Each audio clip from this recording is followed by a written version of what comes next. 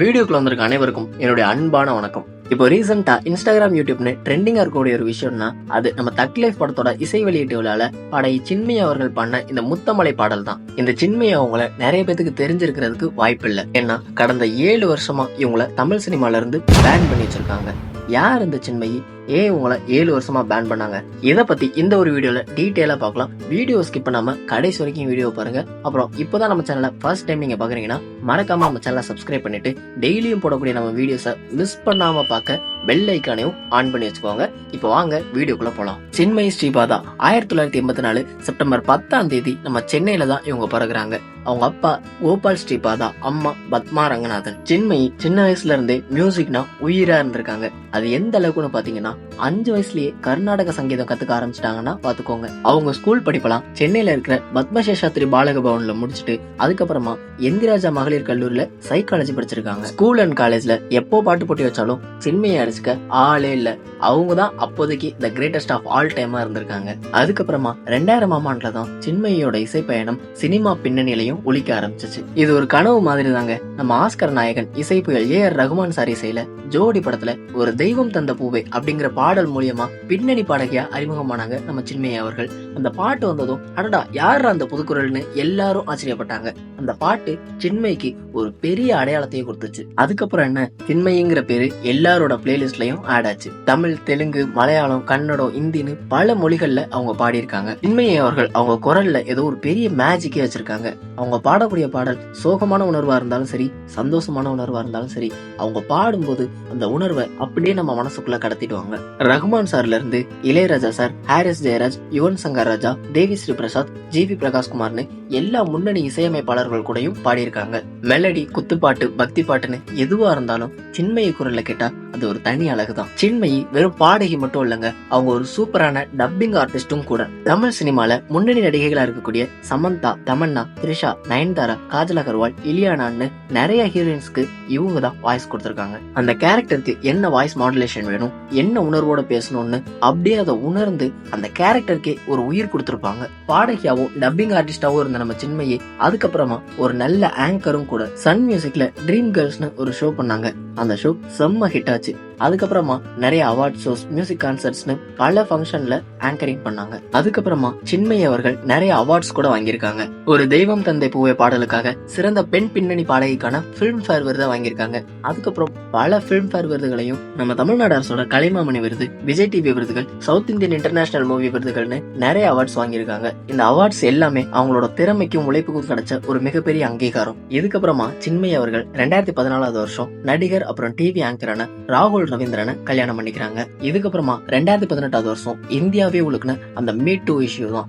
இது உங்களை நிறைய பேருக்கு தெரிஞ்சிருக்கும், இருந்தாலும் தெரியாதவங்களுக்காக சொல்றேன். இந்த மீ டூ அப்படிங்கிற இயக்கம் வந்து பாலியல் தொல்லைகளுக்கு ஆளான பெண்கள் அவங்களுக்கு நடந்த விஷயங்களை தைரியமா வெளியில சொல்றதுக்காக ஆரம்பிக்கப்பட்டதுதான் இந்த ஒரு இயக்கம். இந்த இயக்கத்துல சின்மயி அவர்கள் ஒரு முக்கியமான மெம்பரா இருந்தாங்க.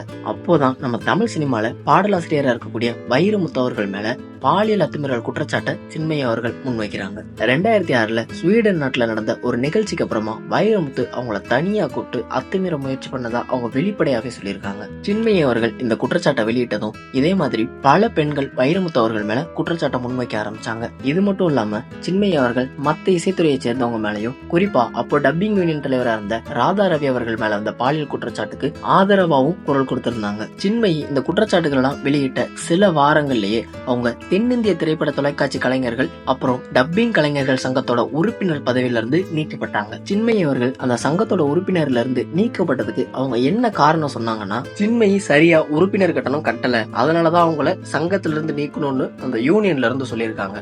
இதெல்லாம் நம்புற மாதிரியாங்க இருக்குது. இதுக்கு சின்மயி அவர்கள் இது ஒரு பொய்யான காரணம்னு, அவங்க மேல தடை விதிச்சதுக்கு, அந்த மீ டூ இயக்கத்துக்கு அவங்க குரல் கொடுத்ததுனாலதான் அவங்கள தடை பண்ணாங்கன்னு திட்டவட்டமா சொல்லியிருக்காங்க. கடந்த 7 வருஷமா அவங்க மேல விதிச்ச தடையை அவங்க ஃபேஸ் பண்ணிட்டு வந்துட்டு இருக்காங்க. இதனால சின்மயி அவர்கள் திரைப்படங்களுக்கு டப்பிங் பேச முடியாம போச்சு. அதுக்கப்புறமா திரைப்படங்கள்ல பாடுறதுக்கான வாய்ப்பும் ரொம்பவே குறைஞ்சு போச்சு. சின்மயி அவர்களை வந்து பேன் பண்ணது வந்து ஒரு பேன்னு சொல்ல முடியாது, அதை வந்து ஒரு ஷேடோ பேன்னு சொல்லலாம். அப்படின்னா என்னன்னா, அது ஒரு அறிவிக்கப்படாத தடை. அதாவது வெளிப்படையா யாருமே சின்மயிக்கு பாட வாய்ப்பு கொடுக்க கூடாதுன்னு சொல்லல, ஆனாலும் மறைமுகமா அவங்களுக்கான வாய்ப்புகள்லாம் மறுக்கப்பட்டு இருந்துச்சு. ராதாரவி மாதிரியான ஆட்கள் மத்த யூனியன்களுக்கும் ஒரு சர்க்குலர் அனுப்பி இந்த நபரை தடை செஞ்சுட்டோம், அதனால நீங்களும் உங்க யூனியன்ல இவங்களுக்கு எந்த ஒரு வாய்ப்பும் கொடுக்க கூடாதுன்னு சொன்னதா சின்மயி அவர்கள் சொல்லியிருக்காங்க. இந்த மாதிரியான தடைகள்ல இருந்தப்போ சின்மயி அவங்களோட கலை பயணத்தை நிறுத்தவே இல்லை. லியோ மாதிரியான படங்கள்ல அவங்களோட தடையையும் தாண்டி த்ரிஷாக்கு டப்பிங் கொடுத்திருப்பாங்க. ரொம்ப நன்றி. முக்கியமாக நான் இந்த படத்தில் வந்து எனக்கு வாய்ப்பு கொடுத்ததுக்கு இயக்குனர் திரு லோகேஷ் கனகராஜ் அவர்களுக்கு. இந்த ஸ்டாண்ட் எடுக்கணும்னா ரொம்ப ரொம்ப ஒரு முக்கியமான ஒரு பெரிய ஸ்டாண்ட் அவர் எடுத்தது. நிறைய பேர் இருந்தாங்க, but sometimes I think you need a hero.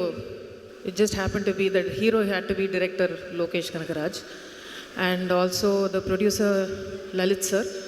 ஏன்னா அவங்களுக்கு பயங்கரமாக வந்து ஹேரஸ் பண்ணுறாங்க அப்படின்னா யூடியூப்லேயே இன்டர்வியூலே தன்னாலே அவங்களே சொல்லி கேள்விப்படுறேன் நான். But I am grateful for the opportunity.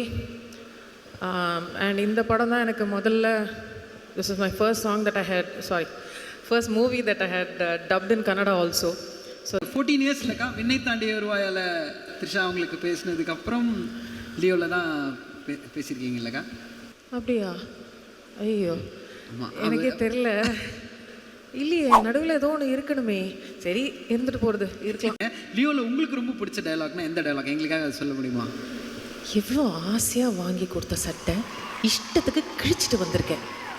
அதுக்கப்புறம் ஏதோ சொல்லுவாங்க, திட்டுவாங்க. அது எனக்கு ரொம்ப பிடிக்கும். That was the first scene that I. சமீபத்துல நம்ம இசைப்புயல் ஏஆர் ரஹ்மான் இசையில மணிரத்னம் அவர்களோட இயக்கத்துல உருவான தக் லைஃப் திரைப்படத்தோட இசை வெளியீட்டு விழால கூட சின்மயி அவர்கள் முத்தமலைன்ற பாடலை பாடியிருப்பாங்க. இப்போ சோசியல் மீடியா ஃபுல்லா அவங்களோட பாட்டும் அவங்க வாய்ஸும் தான் ட்ரெண்டிங்ல போயிட்டு இருக்கு. சின்மயி அவர்கள் இந்த தடையெல்லாம் தாண்டி பாலிவுட், தெலுங்கு, மலையாளம் மாதிரியான மத்த மொழி படங்கள் எல்லாம் தொடர்ந்து பாடிட்டு தான் வராங்க. ஆனா தமிழ் சினிமால மட்டும் அவங்களுக்கு வாய்ப்புகள் கிடைக்கவே இல்லை. சின்மயிக்கு நடந்த அநீதிக்கு எதிராக அவங்க இப்போ வரைக்கும் கோர்ட்ல கேஸ் போட்டு போராடிட்டு வராங்க. ஒரு பக்கம் தொழில் ரீதியா அவங்க பெரிய லாஸ ஃபேஸ் பண்ணாலும், இன்னொரு பக்கம் சோசியல் மீடியாக்கள் மூலமா பாலியல் தொல்லைக்கு ஆளானவங்களுக்கு ஆதரவாகவும் அவங்களுக்கான நியாயத்துக்காகவும் தொடர்ந்து குரல் கொடுத்துட்டே வர்றாங்க. நான் ஒருத்தர் மேல பாலியல் ரீதியா அவர் என்ன தொந்தரவு பண்ணாருன்னு சொன்னதுக்காக என்னோட தொழில இருந்து நீங்க என்ன தடை பண்ணிட்டீங்க, இது வேற எங்கேயாவது நடக்குமான்னு சின்மயி அவர்கள் கேள்வி எழுப்பியிருக்காங்க. எஸ், அவங்க கேக்குறதும் கரெக்ட் தானே.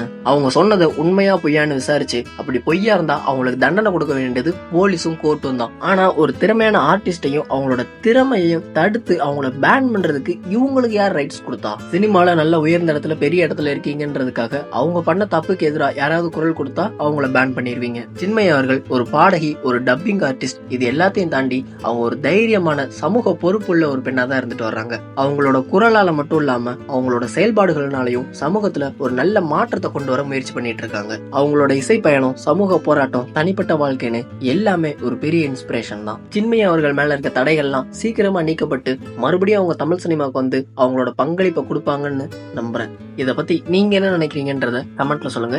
இந்த ஒரு வீடியோ பிடிச்சிருந்துச்சுன்னா இந்த வீடியோக்கு ஒரு லைக் பண்ணிட்டு நம்ம சேனலை மறக்காம சப்ஸ்கிரைப் பண்ணி வச்சுக்கோங்க. டெய்லி போடக்கூடிய நம்ம வீடியோஸை மிஸ் பண்ணாம பார்க்க பெல் ஐக்கானையும் ஆன் பண்ணி வச்சுக்கோங்க.